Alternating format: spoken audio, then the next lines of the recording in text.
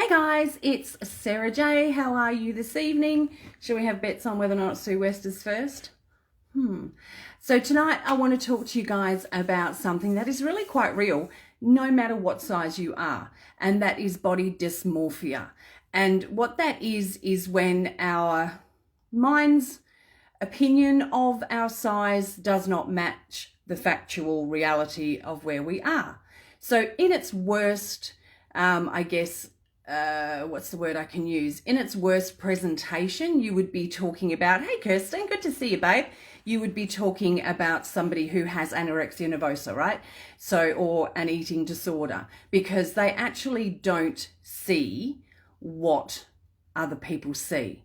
But that can go the other way as well. Like how many times probably in its least presentation, how many times have you had that family photo taken? And yeah, you did beat her, Matthew Pilly. Hey, Jenny. Hey, Vicky. Good to see you guys. Where you've looked at the photo after somebody's taken the photo and you've gone, oh my gosh, am I really that big? Because we've gone through our months, years, whatever, leading up to that moment where we avoid having photos taken or we hide behind everybody else. So you just see this much of me and it's all about angles. So as long as somebody's up high, it's all going to look okay. Or you wear loose fitting clothes because you don't want things to be seen, or you just don't go in photos at all and you avoid mirrors. Now, at my worst, I would not have a mirror in my bedroom. The only mirror I had was my vanity, and this is all I saw, right? Because I was in stage 1 of transformation, which I talked about last night, where I was in complete denial. And then it wasn't until my sister-in-law took a photo of me at Christmas in Darwin, and I was at my heaviest. I had bought a pair of size 24 bathers to go swimming, and I couldn't fit in them. So you imagine Christmas in Darwin, it's muggy, it's hot, it's sweaty, and I couldn't get in the pool. I did swim in our hotel pool, but I wore like a dress, which in itself is just, was completely embarrassing, but I literally had to cool my body temperature down. So that's it, like from a bigger person's perspective, where we just don't see it, right? Because one, we're in denial and we ignore it, but we also don't see it until it's in front of our face. So the other side of that is when you do lose weight. Hello, everybody. Thank you for sharing your comments. When you do lose weight, I've got a shadow going on now because I've got my lamp on. Sorry, guys. You do a double take, right? How many of you have lost weight? And then you always used to squeeze in the middle of two people, or make sure you had a photo taken with people that you knew were bigger than you. I get it, Tanya. How many times have you, when you've lost weight, where you're walking past the shop windows and you look and you go, oh, holy shit, that's me.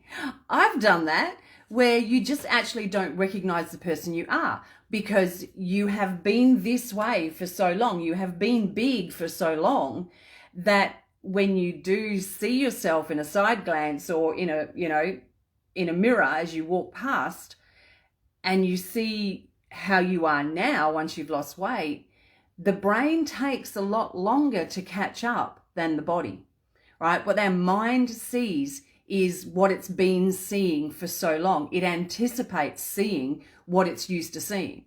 It's like when you've lost weight as well, you wake up in the morning and you're anticipating that, heft out of bed. And all of a sudden, you throw your legs up and you roll sideways, and before you know it, you're on your feet. And it's like, how the heck did that happen? I just sprung out of bed, never done that before in my life. Getting out of cars, exactly the same thing.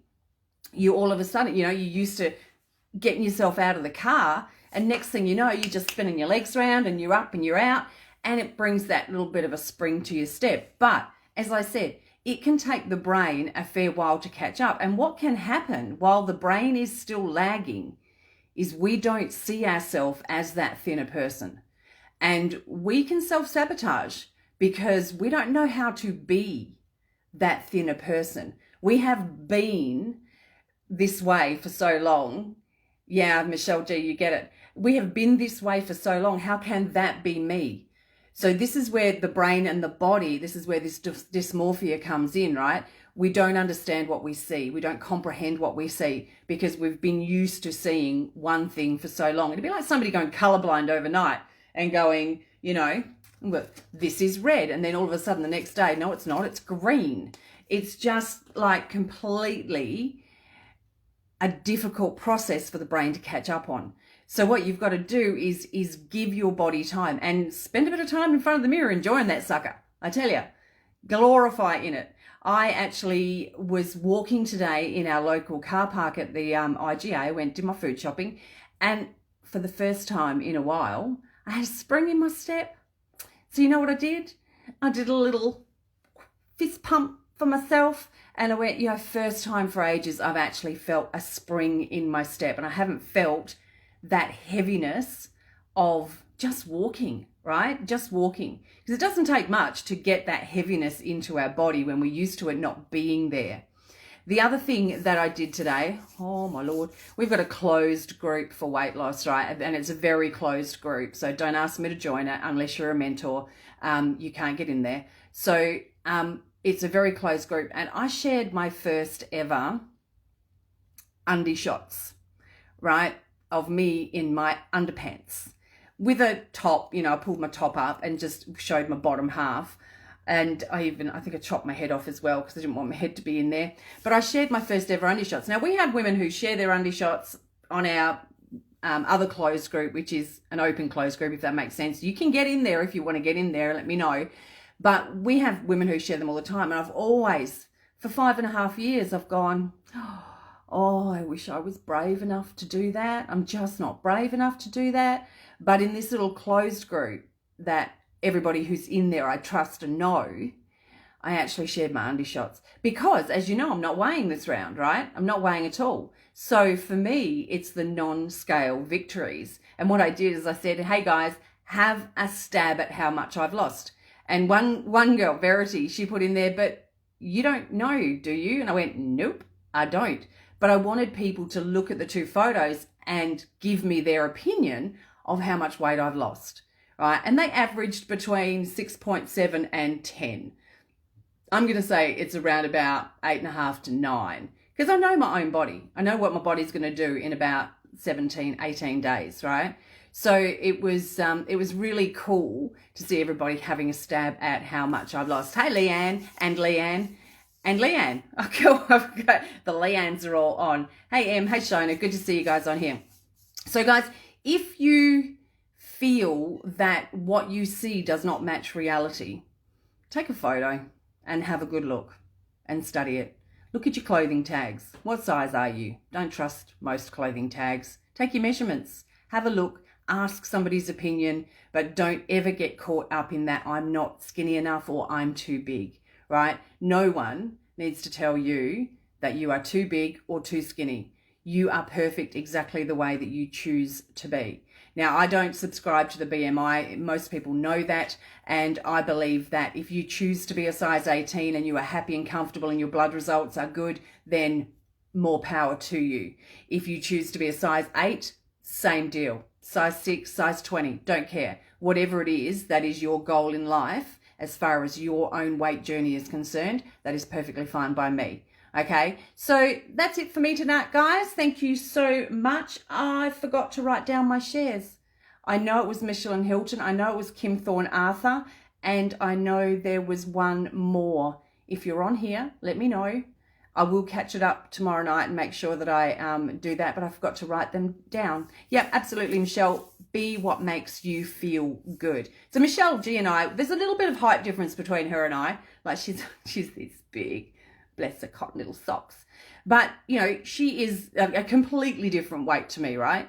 I'm big boned and muscles and all the rest of it. And Michelle's quite petite, but she's had an amazing weight loss journey as well.